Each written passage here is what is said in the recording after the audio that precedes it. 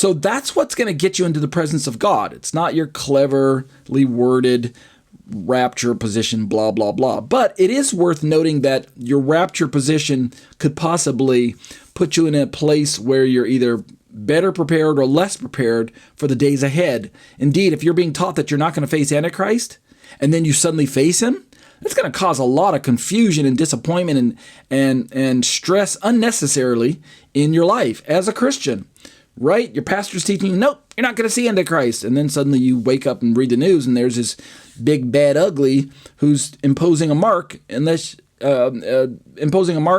worldwide that prevents you from buying and selling unless you have the mark, right? If you've been taught that you're not going to see that guy, you're probably going to have some really heated words to share with your pastor. Like, why didn't you tell me about this? How could you leave us exposed to this threat and blah, blah, blah? And then you're just going to be, don't go through that unnecessarily if we would have been prepared to face this event in advance, right? It's better to be prepared, to be forewarned. I pray that the pre-tribbers are right, that we don't have to face Antichrist. I don't want to face him, but I need to be prepared either way. So let's look from that perspective. Let's study together with that view. All right, enough rambling. Let's see if I can just work my way through it. I'm not in a rush, I'm not trying to hurry my way through this, but I don't think I need to belabor it. So here's a comparison of the classic, let me read this part. Here's a comparison of the classic post-tribulational rapture view and the pre-wrath rapture view, highlighting their key similarities and differences. And what I'm going to do after we do this smackdown, when I'm done with this, we might get through this tonight. I've got 40 minutes on my clock. Let me just double check my timer. Yeah. We might finish this tonight, and if we do, then what's going to happen next week, as I was chatting with my study buddy in the Skype class, I've discovered a new resource this week, a pastor by the name of Ron Wallace, and he's got some great web free information that's available online. And I was just going through some of his teachings, his blog post entries or whatnot. And he's a pre-wrather such as myself, but he's sympathetic to the post-trib position, just like I am. Very sympathetic to the post-trib. I really have a heart for wanting to draw the two of us together in a more exacting way, a more precise way, because I think our two positions could stand to be merged almost, if they're not already truly merged and we just don't know it. So I'm going to start bringing in a few of his resources. I'm still pushing for the pre-wrath position, but I'm willing to allow that label pre-wrath post-trib or post-trib pre-wrath, whatever way you want to say it. Let's see how it was on that screen. It was post-trib pre-wrath. I'm willing to allow for that position to be adopted by those who say, I'm not ready to take full-blown pre-wrath, but I realize that the post-trib needs some work too. And so if we can start maybe popularizing this label post-trib pre-wrath or hybrid or whatever, like Joel Richardson called himself, I think that would be beneficial for both of us. I think we would both win as we both seek to sharpen our understanding of not just the events that as are going to happen, but maybe some of the chronology and get some more detail so that we can do what? Continue to study the Word of God in a more careful manner and begin to help equip each other for what could happen. Again, it's not your rapture position that's going to get you into the presence of God. So just keep in mind that these discussions are in many ways, they're just academic. We're just trying to figure things out because we believe that the Bible gives details that are meant to be understood. And so that's a mandate. But by the same token, the central message of the Bible is pointing us to Messiah as Son of God. And he's the only one that can reconcile us into a relationship with God the Father. And that's what we need to focus on primarily. So here's this comparison chart. Just notice the colors that I created to make sure that you're understanding what's going on. On the far left of the chart, we have an orange kind of colored heading that says aspect. And this is the topic that I'll be looking at. And then moving from left to right, the classic post-trib rapture is kind of greenish. I tried to color the cells themselves when I was creating this in Excel or PowerPoint or whatever I used. I can't remember what I used to create this. It might have been just Word. But I tried to color the cells in the same kind of orangish or green color, and it just didn't look right. I couldn't read everything right. I apologize for my poor skills there. In the end, I just settled for doing the alternating white and gray, so at least you can tell which one is what. But then on the far right, we have the Prewrath Rapture, which is blue. So I'll try to my best to make sense of this. Okay, here's a comparison chart. So first, let's talk about the timing of the rapture. I'll just highlight it so as I'm speaking so you can tell which one I'm referring to. When it comes to the timing of the rapture, the classic post-tribulation rapture says that the rapture happens at the end of the tribulation at Christ's second coming. And we have to remember that by way of wording, Jesus specifically, and I will show you this, when we go to Matthew 24 and we drop down to verse 20, went too far. Drop down to verse, here we go. I'm looking at this section right here. Verse 29, 30, and 31. 29 opens up by saying, but immediately after the tribulation of those days. And then later on, it says, talks about the Son of Man coming on the clouds of the sky in verse 30. And then later on, it talks about being gathered together in verse 31. So taken as a whole, we can definitely affirm, I believe, without guessing, without manipulating the text, that this coming and gathering will be post-trib. That's really the face value reading of what I'm looking at. And if we don't allow ourselves to be fooled or confused into speculating that this coming and gathering is referring to some event that's for Israel but not for the church, if we just take it at face value normative reading, starting from the beginning of the chapter and working right down, the easiest way to understand the words here, tribulation, coming of the Son of Man, gathering together, taken at its normal face value reading, Yeshua, our Lord, is talking about the rapture of the church. Now, when is it? At face value, he simply says in verse 29 that it's immediately after the tribulation. So going back to my little chart here, when does the rapture happen? It occurs at the end of the tribulation. I get that. I understand when Posttrib says that it's at the end of the tribulation. However, what they don't realize is that Jesus says at the end of the tribulation, but he didn't say that the tribulation was 3.5 years or even 7 years long. He doesn't say it's 7 years. He doesn't say it's 3.5 years. That is part of the assumption. So what we do have by way of comparison is the Prewrath Rapture says that the rapture occurs after the Great Tribulation, just like Jesus said, and just like post-tribbers would agree, but before God's wrath. And where do we gain that extra information, the before God's wrath? It's because he says immediately after the tribulation of those days, right, we have this coming on the clouds and the being gathered together. It is after the tribulation of those days, but notice that when what we have kind of in the middle after the tribulation is we have this event here that I'm circling. Sorry.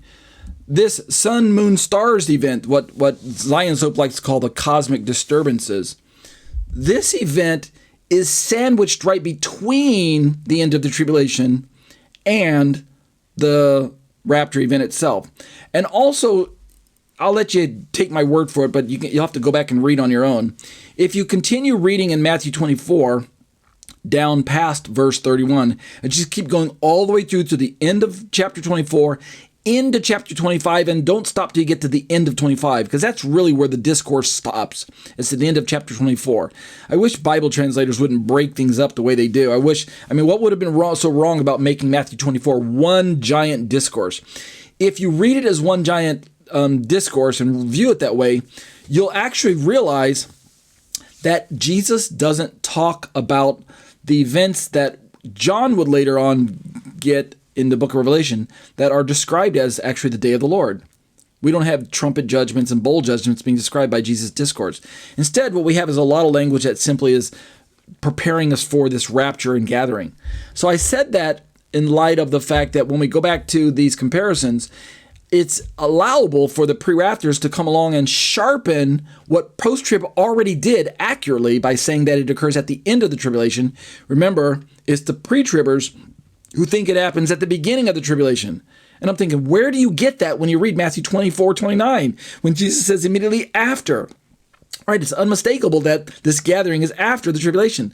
But they want to rip that truth away from Jesus and put this rapture in front, as if that's what Jesus said, right? As if he said, immediately before the tribulation of those days, right? But that's not what Jesus said. So taking at face value, the post-trib is right? It's at the end of the tribulation. What we pre-raptors are simply saying is, we actually have enough information, not just in Matthew 24, but also when we compare what Jesus says here in Matthew with what he's going to tell John later on in the book of Revelation, we can now put the big picture together and realize that he's talking about a tribulation that's actually, number one, cut short. It doesn't run the full 3.5 years. But number two, the rapture itself is the rapture itself is after something known as the sixth seal, which we don't have Jesus even talking about. He doesn't use the label seals, so it's kind of hard sometimes to know that what sequentially he's talking about. But we do get that in the book of Revelation. And once we get to the book of Revelation, we're able to notice that the seals come before the trumpets, again, taken at face value chronology, and that the trumpets come before the bowls, again, face value chronology. I know there are those of you out there who believe in a kind of a conflation, an overlapping between the seals, trumpets, and bowls, but I don't hold that view, and we'll talk about that when the time comes. Let's move to the next one on the list. I'll try to keep that orange, green, blue thing up there as long as I can so that you can know which one's which. How about the nature of the rapture and the second coming? I think this is also very important when we start to examine this, the time that Jesus is referring and telling us about. Again, we're comparing classic post-trib with, I'm going to call it classic pre-wrath. I say classic because I'm drawing off of the one that Rosenthal Ben Kampen originally described. There have been, since then, people who use the phrase pre-wrath, but in reality, maybe they have their own slightly modified version of some of the chronology. They don't hold to exactly the way Rosenthal Ben Kampen describe it.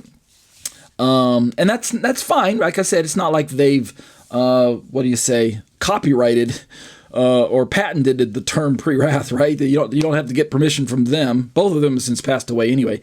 You don't have to get permission from them to use the label pre-wrath if that's the theology you hold to, right? So that's my point. But what's the nature of the rapture and second coming? Remember, a lot of what pre-wrath and post-trib discuss is in agreement, although there are some slight differences. So this chart is going to capture both, similarities as well as differences. According to the classic post-trib, rapture and second coming are one event. However, by comparison, the pre-wrath says rapture and second coming are distinct events. This is where Ron Wallace, that I mentioned earlier, that we're going to be looking at either next week or the week after, it's going to really help me begin to find my articulation, something I've been struggling with for a while, and I'm not quite satisfied with the way I've been describing it. But when I look at a chart like this that I created, what we see is that this is a slice of the day of the Lord as it's represented on the Daniel 70th week, and it begins with the rapture. And so what I've been trying to emphasize is that, if I kind of do this for a second, is this event that I circled on my screen is Yeshua's parousia. It's one single coming, yet two significant events. And so it is the day of the Lord. There's only one day of the Lord in the eschatological sense of the word, and that there is probably what we might consider precursors or practice runs to the day of the Lord that have existed throughout the Bible. Israel getting carted off to Assyria is a type of the day of the Lord judgment against the nations and against Israel. Israel being carted off into exile in Babylon, in the book of Daniel's day, Jeremiah's day, Isaiah prophesied about that. That significant judgment against Israel. That's a day of the Lord event that is a precursor to the eschatological version. But germane to our study here is that when we start looking at the book of Revelation and describe what some people call the set of seven judgments, whether you include the seals into that or not is not the point I'm trying to make. But there's this groups of 7 judgments, trumpets, so really seals, trumpets, bowls. They really are the day of the Lord.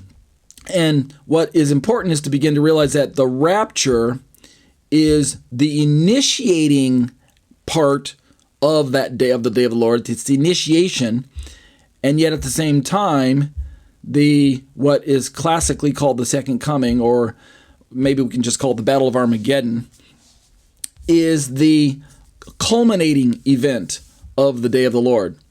In the future, when I start getting to Ron Wallace's teachings, I'm going to modify this chart. I'm even going to change some of the colors so you can notice the differences instantly. I might try to start adopting the phrase second coming to just call the parousia the second coming, and then in so doing, the little red arrow pointing down that says second coming on the right side of your screen, I might relabel that to say Battle of Armageddon.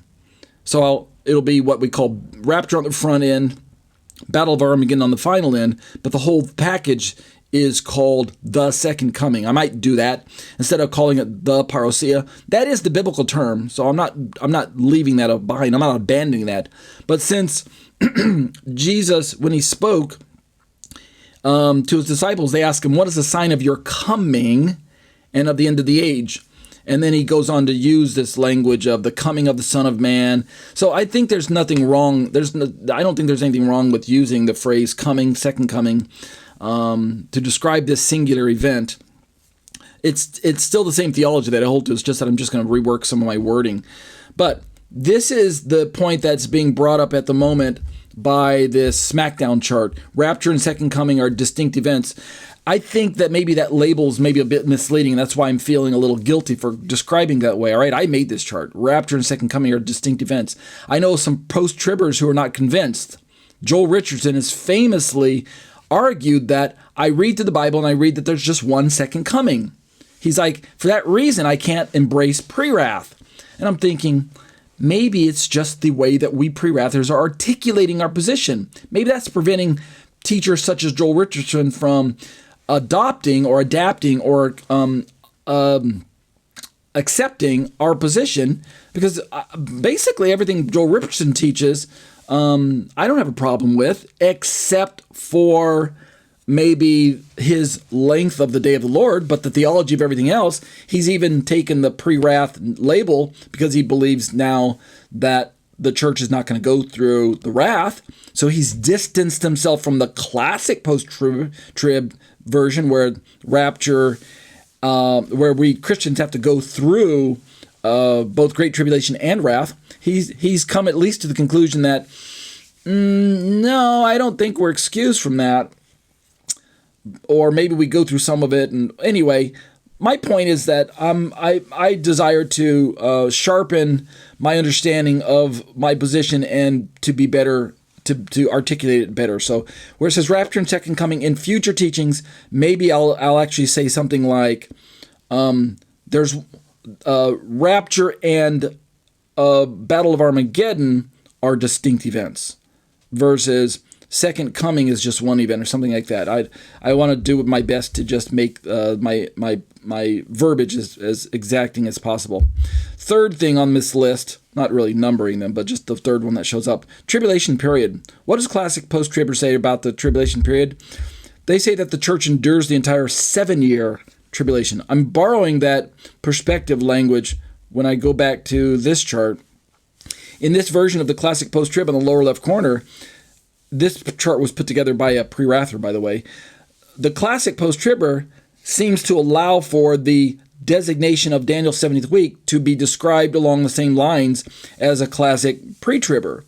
God's wrath occupies the entire 7-year period, so thus the 7-year tribulation is the name that's best describing the period, according to classic pre-trib and classic post-trib. They both have God's wrath occupying the entire 7 years. They both have a tribulation period at the beginning of or occupying the first half of the 7 years. They both have a midpoint separating these two halves. They both have a great tribulation occupying the last 3.5 years. And the only difference really is the timing of the rapture itself between the two positions. But other than that, they have God's wrath occupying the full 7-year time frame.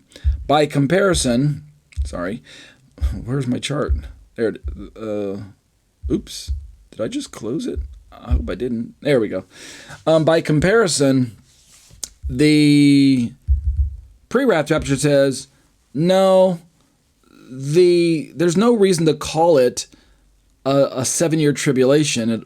First of all, what the church goes through is only what we call the Great Tribulation, latter half of the 7 years. And even still, this chart, again, I'm embarrassed to admit that when I look at this verbiage now, I created this chart like maybe 2 months ago, a month and a half, 2 months ago. At the time, I thought, yeah, let me just write it as the church endures only the Great Tribulation, latter half of the 7 years. Now I'm thinking, no, what I really meant to say is that the church endures what is labeled by Jesus as the Great Tribulation. We still go through the birth pangs, the beginning of sorrows. We go through that as the church. We don't get raptured away from that. So my apologies for the verbiage here. You know what I'm going to do? Nope, I'm not going to do that. The church goes through the Great Tribulation. The classic post-trib, what I'm trying to differentiate is that the Prewrath has the church being taken out prior to the wrath of God being poured out, versus the classic post-trib that I'm comparing it against says that we go through everything. So my apologies. I didn't word that section very carefully. Let's move on to the wrath of God. You'll catch it later on. I mean, if you haven't caught it by now, what are you, sleeping? All right, wrath of God. Let's talk about the wrath of God. Wrath of God, according to post-trib, classic post-trib, says that it occurs after the rapture, often seen as part of Christ's return. Classic post-tribbers, in my estimation, don't do a very good job of articulating the duration of the wrath of God, the sequencing of the events, and where the rapture is in relationship to that. I think they kind of oversimplify everything the classic post-tribbers do. The hybrid versions, the Prewrath post-trib or post-trib Prewrath. Let me see if I can settle on what version I want to call it. Post-trib Prewrath. All right, the post-trib Prewrathers, they do a better job, I think, of trying to locate a rapture in relationship to the wrath of God by whether saying we're raptured prior to the wrath, we either go through the wrath, we sit it out, or we get raptured at the very end of the wrath. I think they do a better job by allowing the book of Revelation to dictate the sequencing, which is what we Prewrathers do anyway. But when it comes to wrath of God, the very important question is always asked, not really where it occurs, but do we Christians go through it? I think it's a given that we go through the tribulation, because Jesus says in Matthew 25, immediately after the tribulation of those days. And that's built upon the previous verses, like he says in verse 21 here, for then there will be a great tribulation, such as not has occurred since the beginning of the world, since the beginning of the world until now, nor ever will again. And that verse itself is built on previously on verse 9 up here, which says, then, which is a kind of a sequence word, then they'll hand you over to tribulation and kill you.